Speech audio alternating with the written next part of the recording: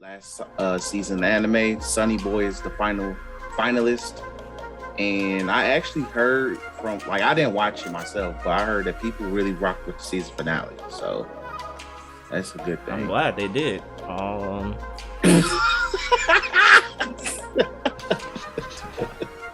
I'm glad they did.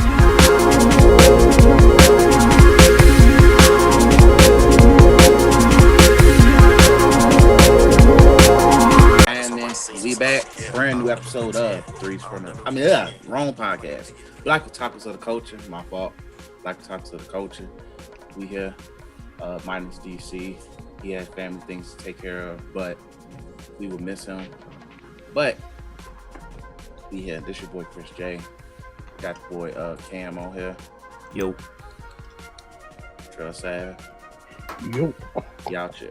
So let's go ahead and get right into it. What's cracking? It's not really much to crack because, like I said, we already went through last season anime. Sonny Boy is the final finalist, and I actually heard from I didn't watch it myself, but I heard that people really rocked with the season finale. So that's a good thing. I'm glad they did. I'm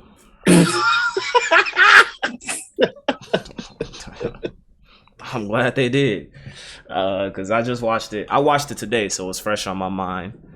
Yeah. And Cam, your face, Jesus. It's like it wasn't bad, but it's like again, I don't understand. I didn't understand it. So it was basically so the main character and one of the females, I guess they managed to go back to the original world.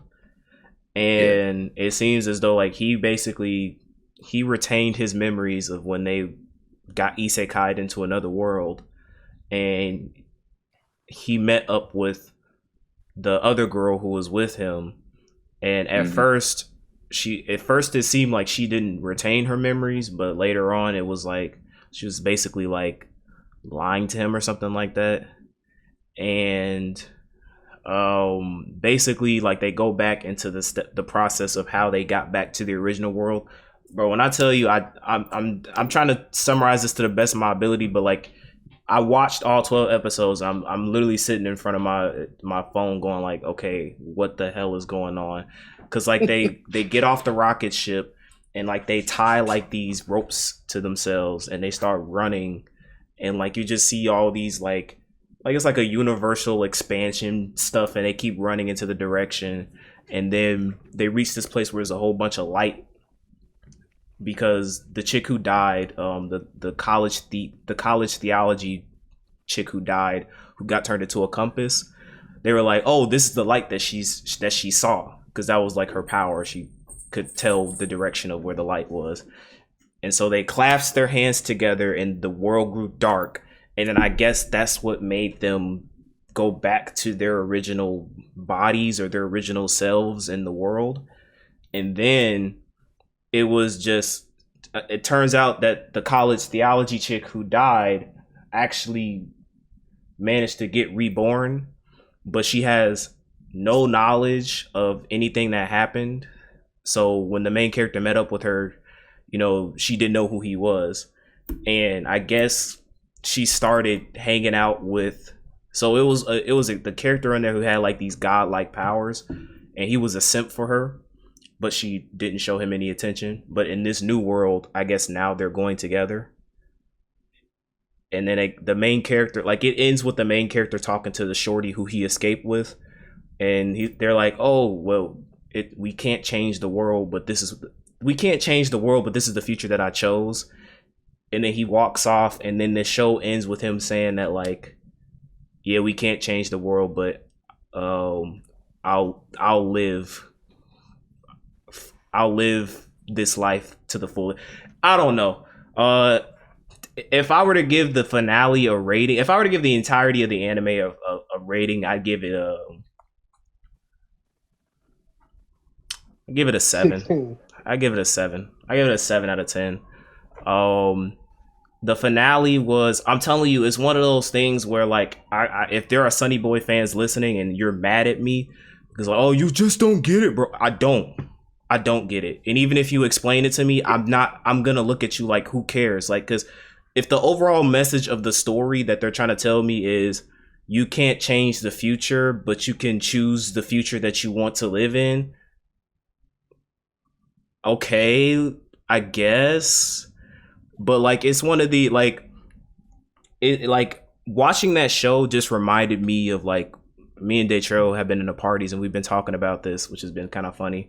Kojima, people like hype Kojima up to be like this dude who has like this such deep, intricate storylines and shit like that. That's what this anime was. It's like it's fake deep as all hell. It's super fake deep, but it is. I will say that it was an enjoyable watch.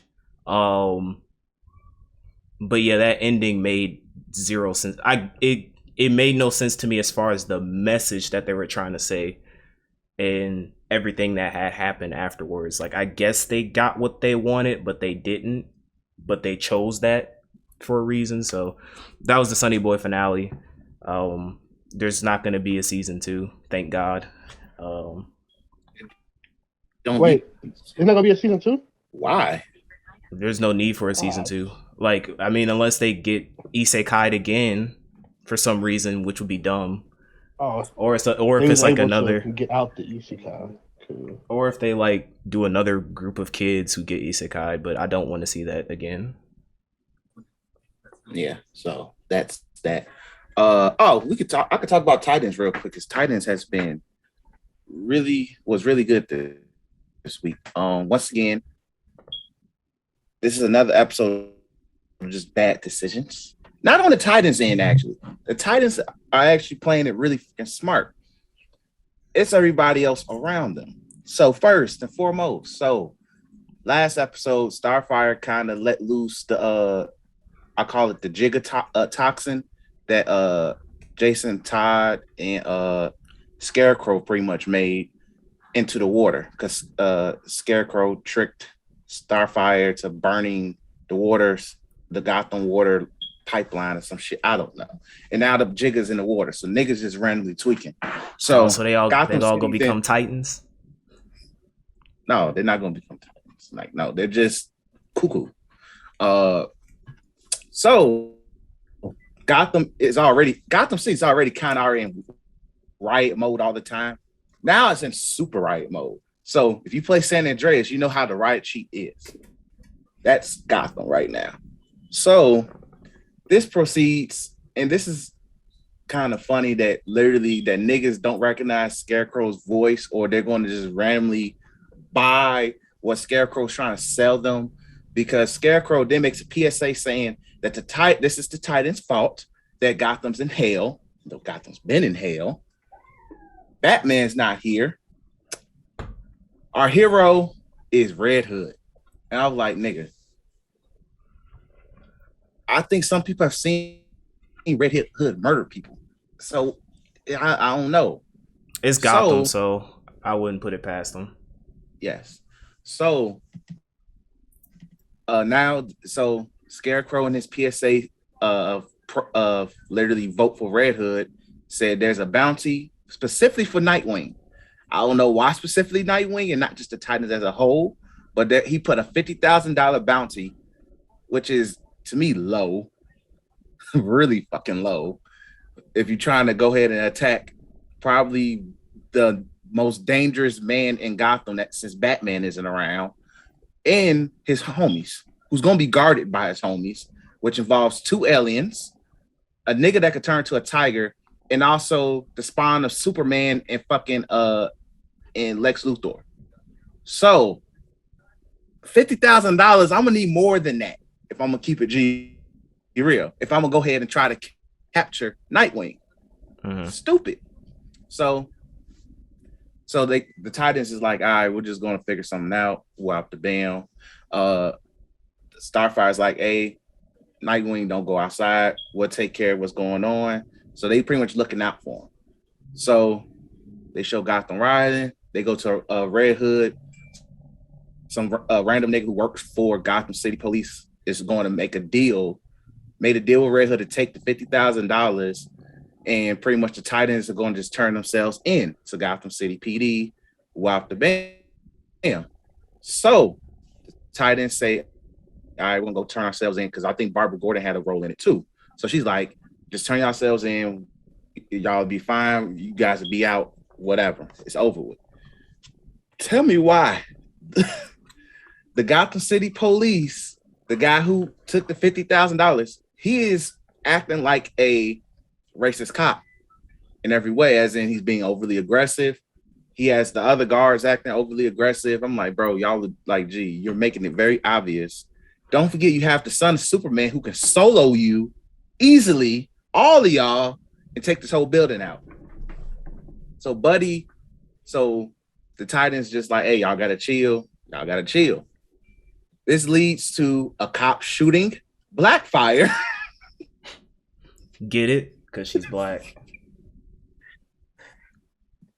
Black and black, and her name's Blackfire. So they killed. Not only, I should say kill. She didn't get killed, but not only do you shoot a black woman, you shot a black person, and her name just had to be Blackfire, and she's an alien.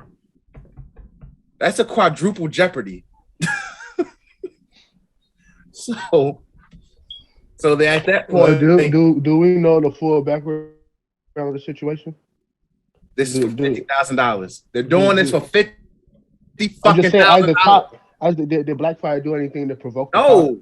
No, yeah. Well, we don't know the full background. Yeah, we don't know the full, because like, I mean, you got to look at the cops. Be like, he's been such a valued citizen of the Gotham PD, and he's definitely contributed a lot to the society. So to assume that he's racist just because he happened to shoot a black woman is kind of, come on, dude.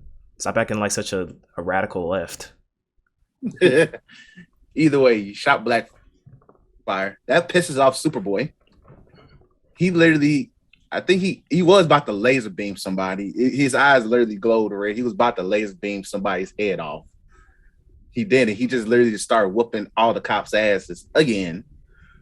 Then the cop who took the $50,000. So for one, you're spreading $50,000 among Gotham PD, which is stupid because I'm pretty sure y'all get paid more than that in a day. So he's saying, calm down, I'm gonna shoot y'all. Barbara Gordon shoots the cop that took the $50,000. So then she's like, oh shit, I shot a cop. So now she's in trouble. What is going on? Yeah, this was stupid, but this scene was stupid because it just shows how stupid Gotham City PD is. They can't even hold their city down. Anyway, so chaos erupts. Nightwing and Superboy is literally beating the hell out the cops. Starfire takes her sister out to take her to somewhere to get healed.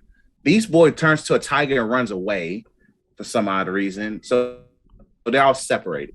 Superboy's with Nightwing. Beast Boy end up meeting with Raven because she got back into the city somehow. And Starfire's with her sister. So Starfire tries to heal Blackfire because Blackfire, for some reason, does have powers. This is probably the best part of the episode. As she's healing Blackfire, Blackfire somehow steals Starfire's powers. So now she has powers now. What? And then like Starfire, like, hey, did you do this on purpose? Like you waited for this. And so like their scene just ended right there abruptly. And then it shows Raven meeting with Beast Boy trying to figure out what's going on. And Donna Troy, who's back alive, by the way, she came back to life. Lazarus Pit? No. How'd she come back to life? She was, I didn't talk about the episode about Purgatory where they showed her and what's that boy? Third Robin, Tim Drake. Aubrey Tim Drake, as I call him, because he looks like Drake literally. They were in Purgatory because Tim Drake got shot, and they came back to life after beating Purgatory. Yeah. I'm not gonna be mad at that. Like that, DC and Marvel has BS ways. It's DC as hell. They have ways of bringing back their heroes, so I ain't gonna be mad at it. Yeah. It's like, look, they're like, you could come back anyway, so they wheeled themselves back, pretty much. So Donna Troy's back entering Gotham. Hey, I just want to let you DC comic book fans know, especially you elitists, that's anime as hell. Very fucking anime. So Titans are separated. Starfire don't have powers. Blackfire has powers.